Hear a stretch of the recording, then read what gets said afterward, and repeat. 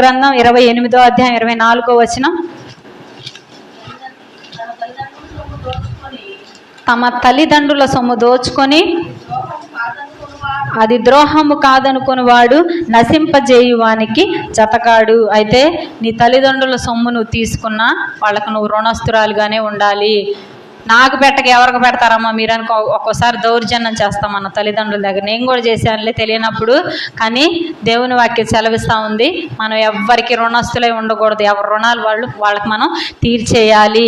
ఎందుకంటే ఇక్కడ దేవుని వాక్యం ఏమని చెబుతుంది, తన తల్లిదండ్రుల సొమ్ము దోచుకొని అది ద్రోహము కాదులే. అంటే నా ఇంటి వారేగా, నా భర్త డబ్బులేగా నేను తీసుకుంది, నా భార్య డబ్బులేగా, నా బిడ్డల డబ్బులేగా నేను తీసుకుందని వాళ్ళకి తెలియకుండా నువ్వేమన్నా ఇప్పటి వరకు తీసుకున్నావేమో, నీ ఇంటి సొమ్ము అయినా సరే నువ్వు తీసుకోకూడదని దేవుని వాక్యం సెలవిస్తూ ఉంది. అతడు ఏంటంట, నశింపజేయవానికి జతగాడని దేవుని వాక్యం సెలవిస్తూ ఉంది. కాబట్టి